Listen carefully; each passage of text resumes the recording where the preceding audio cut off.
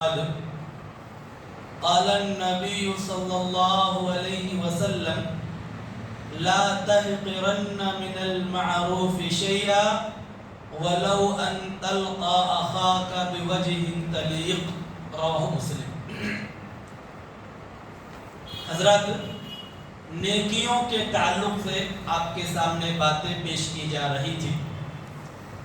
مسلم شریف کی حدیث ہے، حضرت ابو ذر غفاری رضی اللہ تعالیٰ عنہ بیان کرتے ہیں کہ ایک مرتبہ مجھ سے اللہ کے رسول صلی اللہ علیہ وسلم نے ارشاد فرمایا کہ اے ابو ذر، نیکی کے کسی بھی کام کو حقیر مت سمجھو۔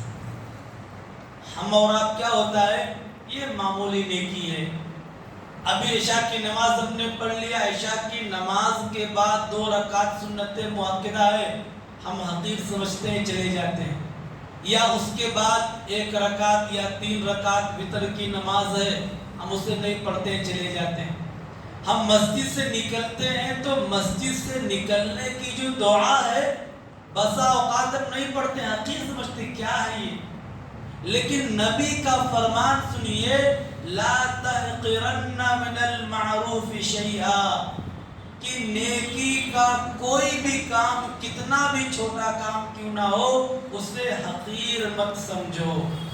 آپ کے سامنے بار بار واقعہ پیش کیا جاتا ہے، اسی لیے ایک کتے کو پانی پلا دیا، ایک چھوٹی نیکی ہے، ایک کتے کو پانی پلا دیا اور اس کی وجہ سے اللہ رب العالمین نے اس کو جنت میں داخل کر دیا۔ ایک راستے سے ایک تکلیف پہنچانے والے درخت کو ایک انسان نے کاٹ دیا، اللہ تعالیٰ نے اس کی وجہ سے ان کو جنت کے اندر داخل کر دیا۔ حضرت بلال رضی اللہ تعالیٰ عنہ ہمیشہ باوضو رہتے تھے اور جب بھی وضو کرتے 2 رکعت نماز پڑھ لیتے تھے۔ یہ بہت چھوٹی نیکی ہے، لیکن اس کا مقام اتنا ہے کہ جنت کے اندر اللہ کے رسول صلی اللہ علیہ وسلم اپنے آگے آگے ان کے جوتوں کی آواز سن رہے ہیں۔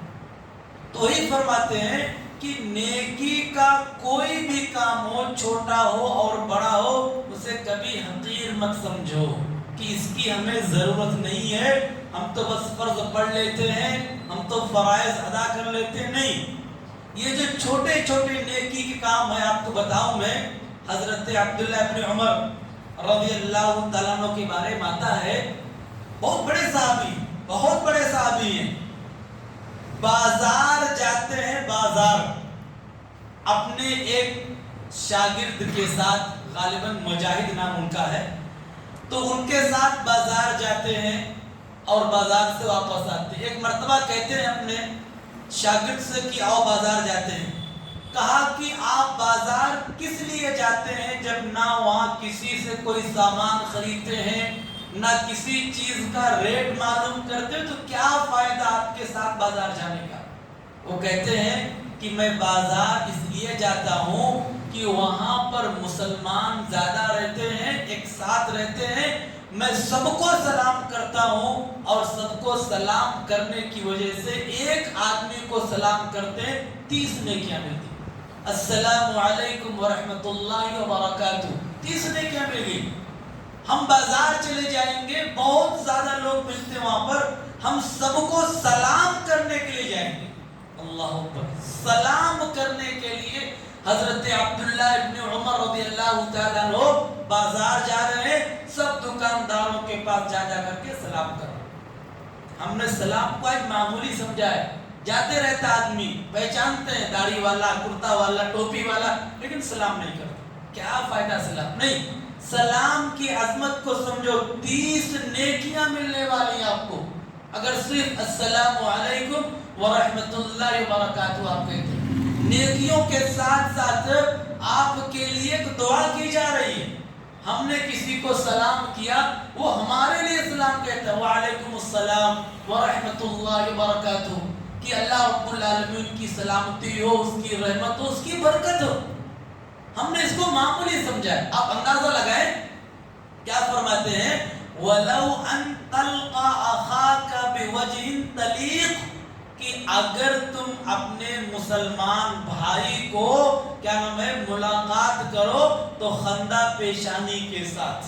خندہ پیشانی مطلب کیا ہوتا ہے؟ یعنی مسکراتے ہوئے ملنا. اپنے مسلمان بھائی سے ملیے، ہاتھ ملائیے، ایک دم دل بڑا کر کے مسکراتے ہوئے، خوشی کے ساتھ، تکبر غرور کے ساتھ نہیں، ناراضگی کے ساتھ نہیں، بلکہ ایک دم تواضع خاکساری کے ساتھ ہاتھ ملائیے، خیریت پوچھئے، دعا دیجئے.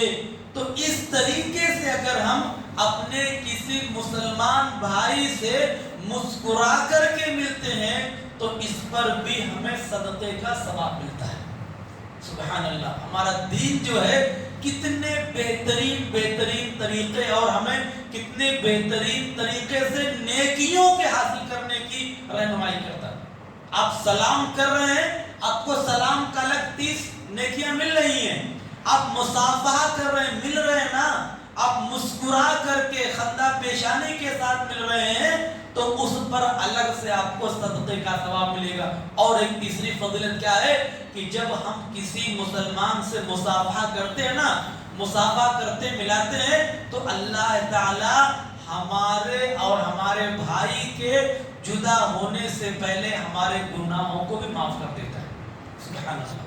خالی آپ کسی سلام کو دیکھیں کہ سلام پر 30 نیکیاں مل رہی ہیں، مسلمان بھائی سے مسکرا کر کے مل رہے ہیں، اس پر صدقے کا ثواب مل رہا ہے.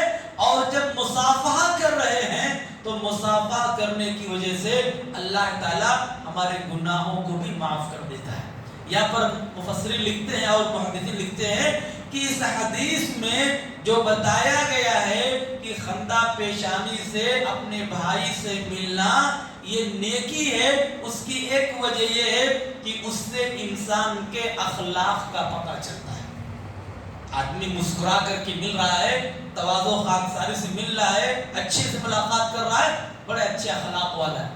ایک تو اس کے اخلاق کا پتہ چل رہا ہے اور دوسرے اس سے مسلمانوں کے درمیان الفت و محبت پیدا ہوتی ہے آپس میں. ایک حدیث کے اندر آتا ہے، مسلم شریف کی حدیث ہے، کہتے ہیں کہ تم لوگ اس وقت جنت میں نہیں جا سکتے جب تک تم لوگ مومن نہ بن جاؤ، اور تم لوگ اس وقت تک مومن نہیں بن سکتے حتی تحابو، یہاں تک کہ تم ایک دوسرے سے محبت نہ کرنے لگو.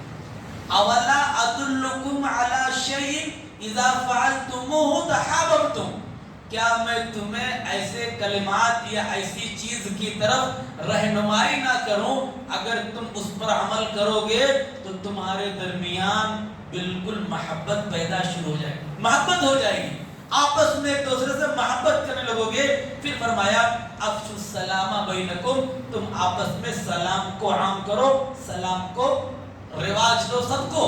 اور قیامت کی ایک نشانی یہ ہے کہ صرف آدمی جاننے پہچاننے والے کو، اپنے قریبی رشتہ دار کو، دوست اور احباب کو سلام کرے گا. خیر، بتانے کا مطلب یہ ہے کہ مسکرا کر کے، خندہ پیشانی سے، تواضع خاکساری سے ہاتھ ملانا، مصافحہ کرنا، سلام کرنا، یہ بھی نیکی ہے، اس پر بھی ہمیں اجر ملتا ہے. آپ اسے حقیر اور معمولی نیکی نہ سمجھیں. اللہ تعالیٰ ہم تمام لوگوں کو قرآن اور حدیث کے مطابق زندگی گزارنے کی توفیق عطا فرمائے. اللہ تعالیٰ ہم تمام لوگوں کو خندہ پیشانی کے ساتھ ملنے، مصافحہ کرنے کی توفیق